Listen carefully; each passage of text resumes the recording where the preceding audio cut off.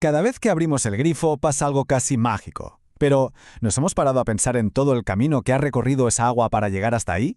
Bueno, pues hoy vamos a seguirle la pista a una simple gota de agua en su increíble viaje, desde la naturaleza hasta la comodidad de nuestra casa. Parece una pregunta súper simple, ¿verdad? ¿De dónde viene el agua? Pero la respuesta esconde un proceso que es una auténtica pasada. Así que vamos al grano. ¿De dónde sale el agua que usamos cada día? Pues mira, todo, absolutamente todo, empieza en la naturaleza. El punto de partida de esta aventura no es ninguna fábrica ni nada por el estilo, no. Son los ríos y los lagos que forman parte de nuestro paisaje. Vale, primer paso, la recogida, o como se le llama técnicamente, la captación. Básicamente, el agua que vamos a usar se coge directamente de esos sitios, de los ríos, de los lagos. Es agua en su estado natural, sí, pero ojo, todavía no está lista para que la bebamos. Y aquí es donde empieza la magia de verdad, la gran transformación. Esa agua, tal cual viene de la naturaleza, tiene que pasar por una fase que es crucial. Hay que purificarla para que se convierta en agua potable, en agua que podamos beber sin problemas. A este lugar clave lo llamamos planta potabilizadora, y es literalmente el corazón de todo el sistema. Imaginaos unas instalaciones enormes donde el agua pasa por un proceso de limpieza y análisis súper estricto, todo para garantizar al 100% que es segura para nosotros.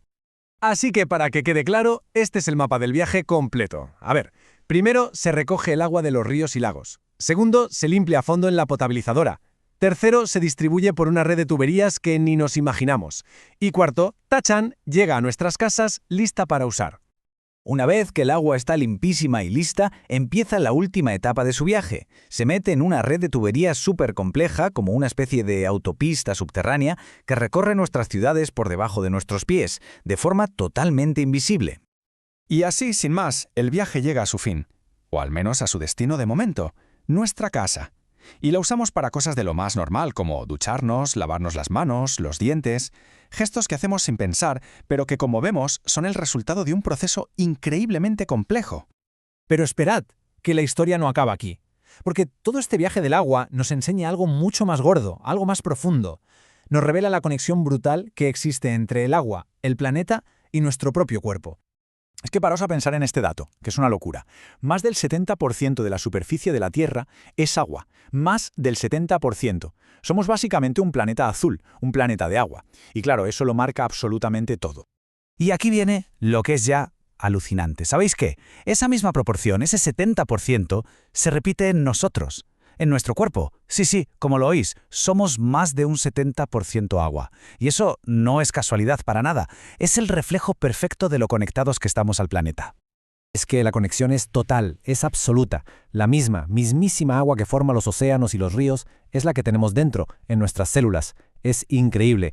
Estamos hechos literalmente de lo mismo que nuestro planeta. Y claro, todo esto tiene una consecuencia súper práctica para nuestra salud. Para que nuestro cuerpo funcione bien, para mantener ese equilibrio, es fundamental reponer el agua que vamos perdiendo. Por eso se recomienda beber como mínimo 1,5 litros cada día. No es un capricho, es una necesidad. Vale, pero ¿qué pasa después? ¿Qué pasa cuando el agua se va por el desagüe? ¿Se acaba ahí la historia? Pues no, para nada. De hecho, justo en ese momento empieza un capítulo completamente nuevo. Una vez que la hemos usado, el agua no desaparece sin más. ¿Qué va? Empieza su viaje de vuelta. Se mete de nuevo en esa red de tuberías y se prepara para la siguiente etapa de un ciclo que en realidad no tiene fin. O sea, que el viaje de nuestra gota de agua en realidad nunca termina. Ahora empieza un nuevo camino, para que la limpien otra vez y la devuelvan a la naturaleza, cerrando el círculo. La gran pregunta que nos queda es, ¿a dónde va ahora? ¿Qué le espera en su próximo destino?